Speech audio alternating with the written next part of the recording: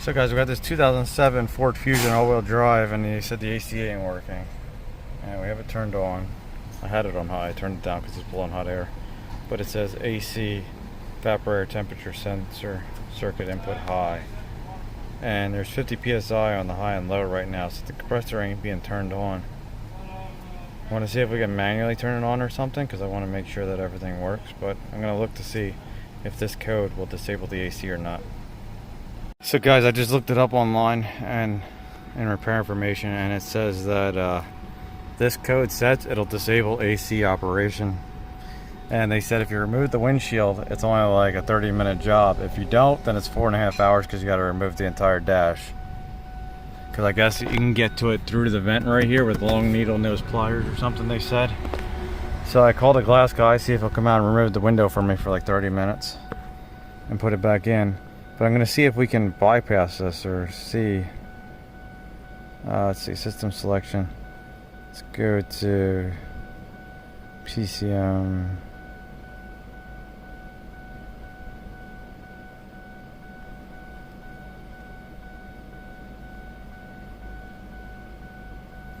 Oh, I don't have the key on. Let's go to PCM. There we go.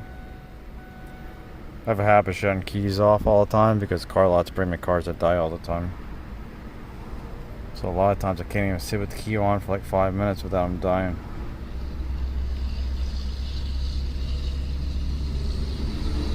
I'm gonna wait till this connects. So guys, I finally got in. Look at this, compressor clutch off. So let's see if we turn, did any of these change it?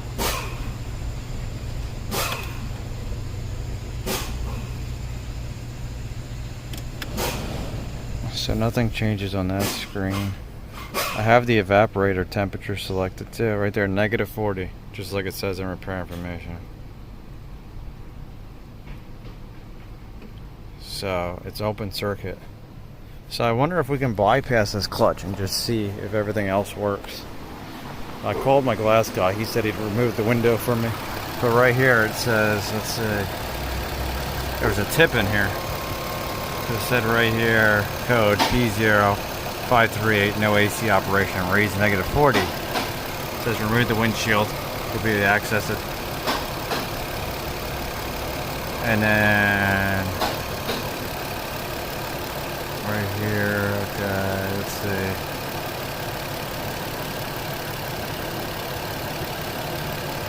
They said they could see it sitting in the vent.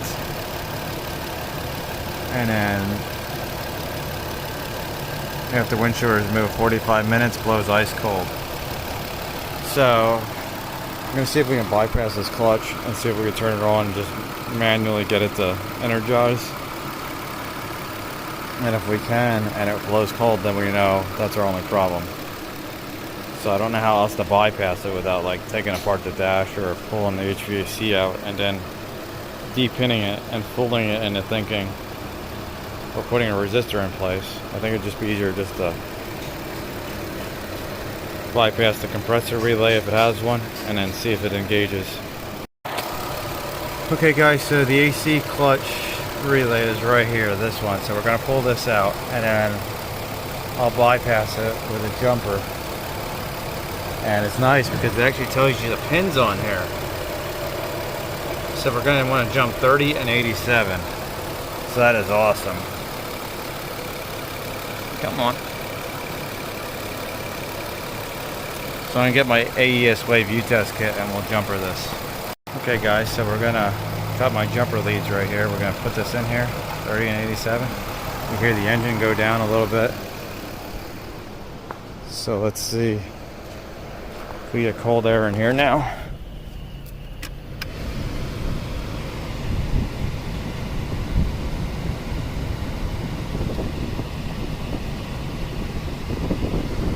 Might take a couple seconds. The system also might be low on charge. We don't even know if it's full. Air feels warm.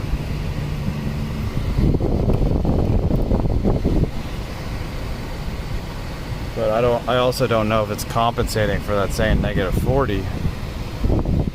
Let's go look at our pressures up there. Our high side on here says 131, which seems low.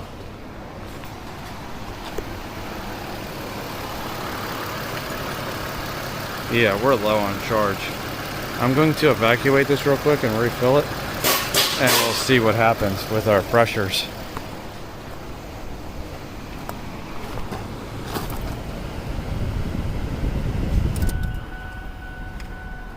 And I'll also see what they want to do. So guys, I just refilled the AC system. Pressures are a little high, but I can't command the fan on high. Still have it bypassed right here. But we do have cold air coming out of the ducts. I don't know if this tells us our duct temp. I shouldn't say it's cold, it's cool air. So, let's see. I tried commanding the radiator fan on, but it wouldn't let me. Let's see, I forget if it tells us our temp or not. No, it doesn't. But they approved having the window replaced. I'm gonna see if I can get to it or not. Like maybe I can remove a couple panels here and like snake in, because it has this pocket up here. Like I don't know. But I called my glass guy, he'll come out for me. But the issue is now trying to find the right temp sensor. I called the local parts stores, they sell this one that's like this long, but Ford's picture looks like it's like that long. It's a huge difference in the photos, you can tell they're completely different. So now we're stuck there. So I'll see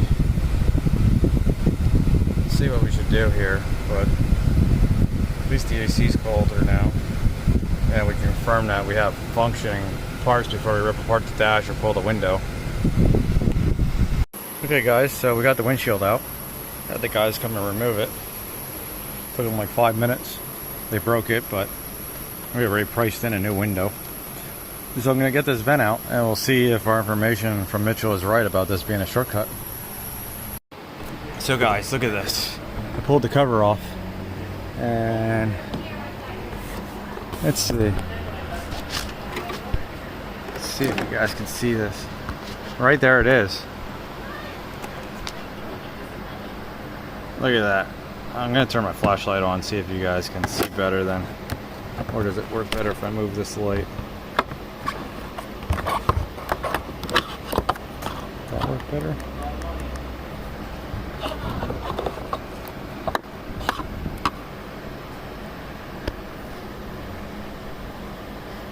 There you go. Look at that, it's right there. So I'm gonna see if we can unscrew that. Well, unclip that from up here. Probably use some really long pliers because it's way down there. And then we'll see if we can unclip it. So guys, here's the part that we have to put in. And you can see there's this little locking tab. Let me open this real quick. We'll see what this thing looks like. All the aftermarket ones were showing one that was like this long and not full length. Hoping we can unclip this tab right here. I'm assuming this just does like a quarter turn and comes up. So what I'm hoping is, since we can see it right there, hoping to be able to like stick my screwdriver down in like this hole right here, pop the locking tab up.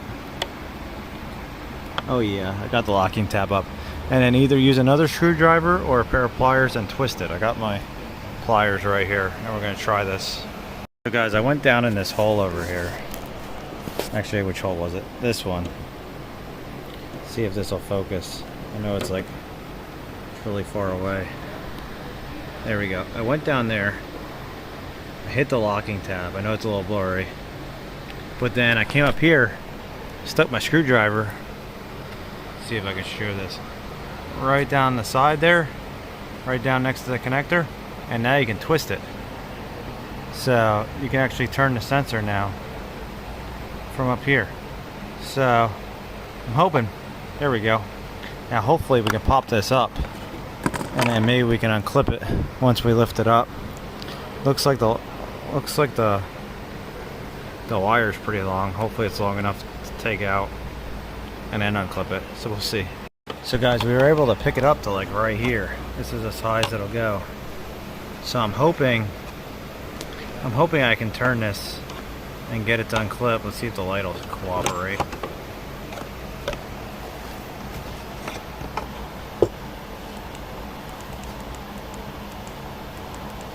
Let's see, so if we set the light right there, see how I can twist this? I'm hoping that I can get that clip undone, get the connector off, and then we could just pull it straight out. I think putting the clip back on is going to be the easy part. So let's see if we can get this unclipped. So guys, I got it. So look at the difference in the way these are made. So the new ones are right here with the foam on it. I gotta see if I can get the old foam out. If not, I'll have to take it off of here. But if you look, let's flip this over so they're both the same direction. This one has the wires right next to each other. See that in there, the two wires? This one has them facing the other way, like the whole thing's turned 90 degrees.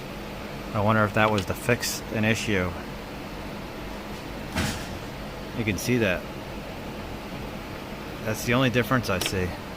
And this one looks like it might be like a little like corroded in there or something. So I'm gonna get the new one put in, try to get that foam out, see if it works. I'm not gonna bother testing it because either way, if I try to test this, something has to go back in. So I'm just putting a new one in, and if it don't work, then we'll just stick probes down in and test the wires from up here.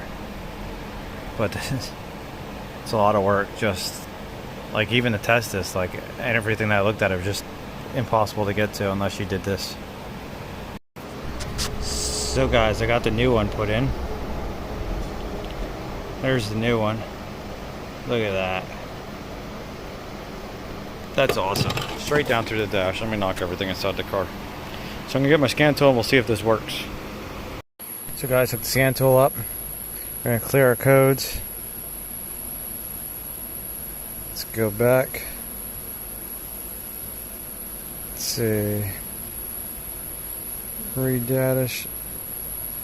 I didn't read data stream. I don't think it was data stream that we wanted. Jump around with so many cars.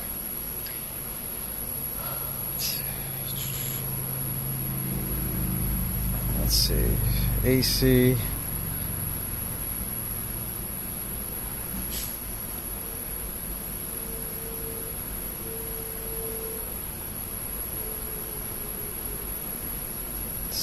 Evaporator temp sensor. I think that's all we need.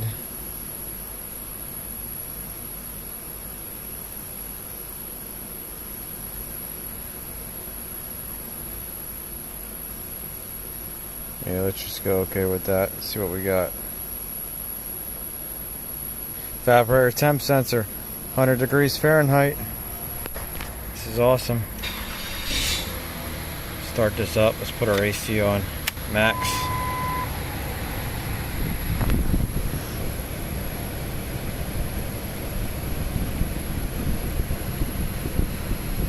Our AC pressure is at 115.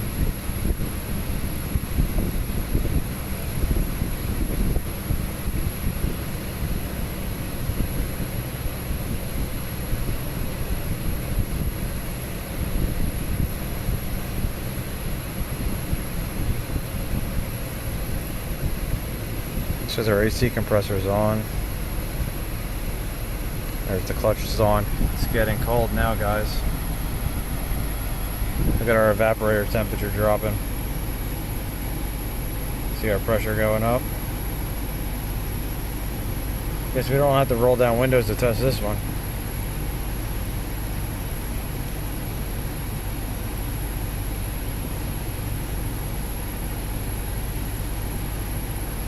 Look at that, guys.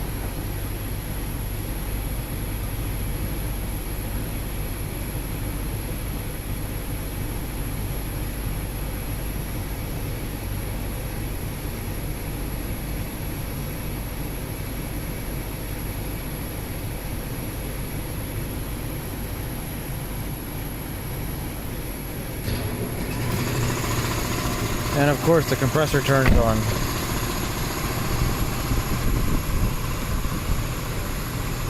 I am happy with that. Like, I don't know what would be a good evaporator temp sensor when we're missing, or temp reading when we're missing a windshield. I would think it would go down around 40s.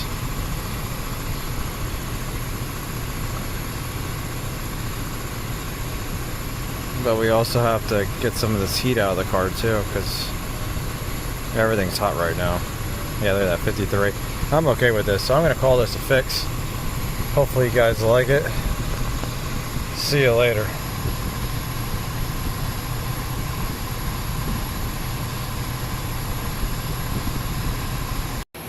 Just an update. Car's been running for like 5 minutes now.